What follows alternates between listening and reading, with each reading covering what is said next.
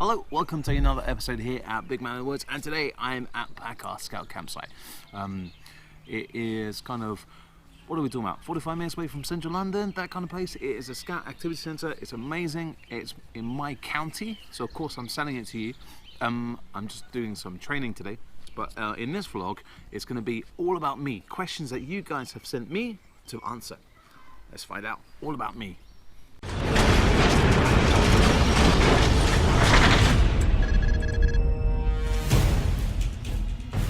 So the first question is from Border Bushcraft, thank you very much. It says, who introduced me to the outdoors life?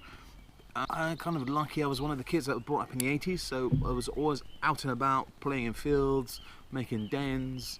Summer holidays was all about going into the local park, into the local woods, building dens, camps, and staying out as long as we can before Mum and Dad called us in. So kind of, I was hanging out in Black Park, Burnham Beaches. So that's kind of how got outdoors, kind of that kind of thing. Lucky that internet wasn't around. Sega Mega Drive was just coming out, so kind of computers for me wasn't there. There's no social media or anything, so it was always outside.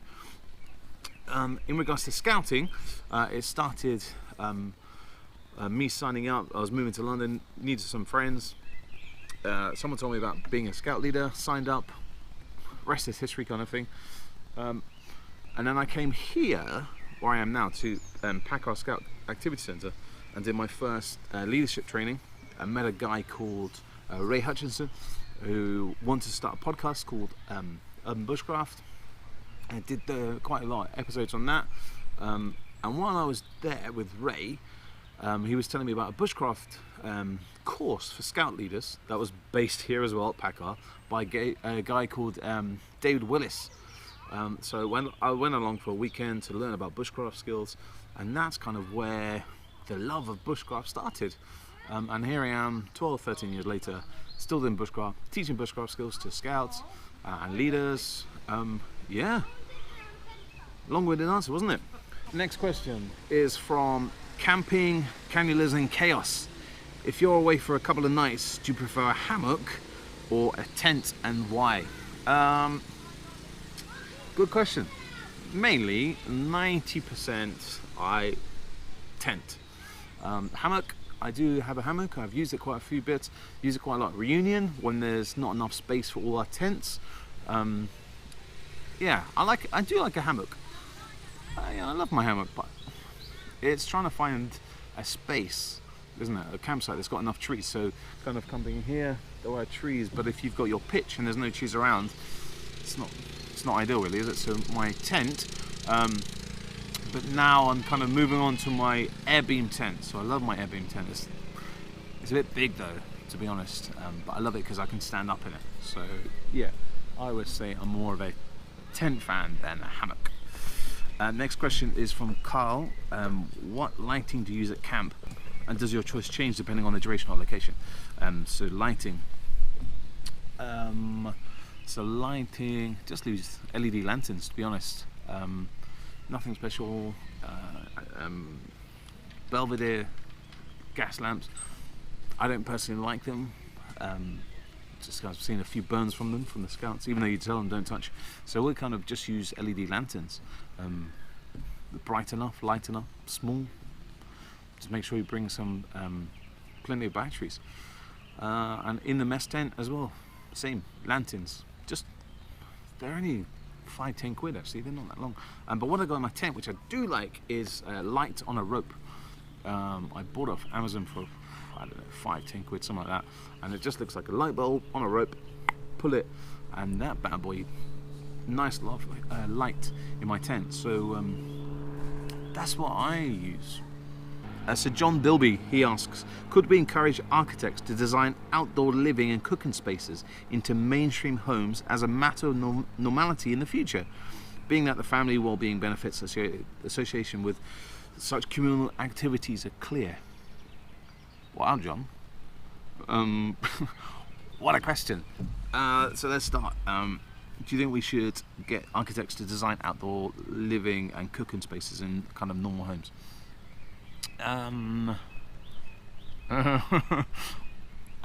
Yeah. I don't know the answer. I really don't know the answer. Yeah, we like cooking outside in the barbecues and stuff. I know friends who've kind of incorporated those kind of stone pizza ovens in their garden. I work quite a lot of Aussie guys, so they permanently have their barbecue running in the garden. You have stumped me on that question, John. I have been thinking about that since you posted it a few days ago. What is the answer to it? I don't know. It would be cool to use the garden more, but it's about the weather, isn't it? So I guess we could incorporate a roof in the garden, a portable roof that we pull out. I don't know. I am jealous because my wife's family is from Madeira, and they're always in the garden. They have beautiful weather. They eat in the garden, cook in the garden. They got one of those amazing stone cookers that you put pizzas and steaks and all sorts of things like that. They cook out in the garden all the time. I'm really jealous about that. But it's the weather. It's like today. It's grey and gloomy. It's not very nice. I don't know. It would be awesome, but in London, don't know. All right, next question. What's the best place you have camped? Asks Max Hemingway. Best place. I am partial to here. Packers has got some amazing activities for the scouts. I camp quite a lot in a little campsite called Hedgeley. It's in the middle of a housing estate. It's weird, but they've got nice green fields and the woodlands area, and you've got this little hut. That's quite cool. Man, Max, that is a good question. One place, like a random place, I camped on a little patch of green grass outside City Hall. A few years ago, I was asked to go along to promote big little tent festival, and they had a campsite outside City Hall on the green pitch, and we had our tents there, and we had a little campfire and cooked and stuff like that. That's quite cool. Yeah, I don't know. There's nothing like, yes, that is my favourite place. I don't really have one of those. I just have lots of kind of cool places that I like to go camping and have different stories. So I wouldn't say, Max, I have a particular favourite place to go camping. Max also asked, if you could go back and choose a different career, what would it be and why? So my career at the moment, I work in a operating theatre. It's my career I've done since I was 18, so kind of like qualified 20 years. I am an operating department practitioner, ODP. No one knows my title unless you're in the game. I assist the anaesthetist, putting people to sleep. But also before that, and actually paying for my training, I worked on radio. So I worked at Heart FM, Capital, had my own radio show, breakfast show, driving show, weekend show. I really love the radio. So if I could change it, I would go back to full-time radio, but the money is bad. So I wouldn't change my career. I love the job that I do now.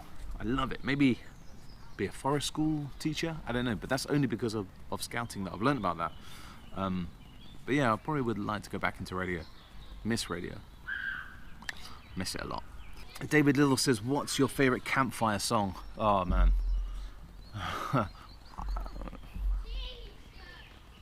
Depends what mood I'm in. Like Baby Shark. Looks like the Cubs are back. Not my Cubs. Baby Shark, I liked it before it came out. Big. Baby Shark. I like that one. Singing in the Rain. Arms up, arms in, elbows back. I like that one. Kumbaya. I like Kumbaya. But I saw a different version of it, okay? So my very good friend who gets mentioned nearly every blog I do, Terry Longhurst, he came to one of my scout camps. In fact, it was my group's 100th anniversary. And he told me what he was going to do. We're going to do Kumbaya, we're going to do all the verses. Then he incorporated a last one where you hum the verse. Yeah. And everyone shines their torches upwards. Okay? So while you're humming, then someone repeats on my honor. I promise I'll do my best to do my duty to God and to the Queen, to help other people, and to keep the scout law. And that was so emotional the first time I heard Terry do it. no word of a lie. I was streaming. Tears were crying. Yeah, I like that. But you have to do that. That's like the last song of the campfire. Man, these are good questions. Right, next question. Let's have a look. Derek says, if you could only have one item on a camp, what would it be? A Laplander saw, a Moira companion knife, or a Gransford Buck's small hatchet? Wow, good question, Derek. Only one, and why? I guess the Moira companion knife. One, it means quite a lot to me. It's the only knife. In fact, I have a Moira Robust. Let's call it a Moira Robust knife. So you can use that. Yeah, you can batten wood down. You can use it for your fire still. You can strike it. You can use it to peel bark to make cordage. The Laplander saw. You can saw with it, and the hatchet, you can hack with it. I don't know. I'm gonna go for Moira Robust knife. I don't know. Max says, if you could go camping with anyone in the world, which two people would you choose and why? Oh man, that's a good question, Max.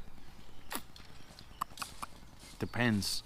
It depends. Like, it depends on mood. So today I've been talking. I've been doing some teaching with some scout leaders, and we were just talking about experiences and stories and stuff.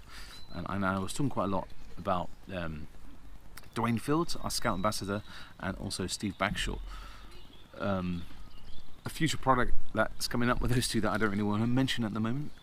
So those two would go camping would be amazing. They both have amazing stories. You know, everyone knows Steve Bagshaw, Deadly 60, traveling around the world, that kind of thing. And then we've got Dwayne Fields, who is our North and South Pole explorer, and he has seen so many things. I did a vlog with him a few months ago. I'll put the link up there if you want to listen to his story about how he became a North Pole explorer. Awesome guy.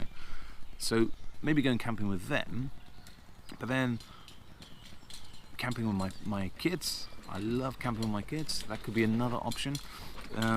Also, we've got kind of just my scouting friends. So of course I love camping with the Bush Scout guys. I'm only allowed to choose two. My kids. My wife hates camping. I'm gonna go Grayson Thomas. Emma asked, are you regretting this status? Because I asked you guys to post up questions to me.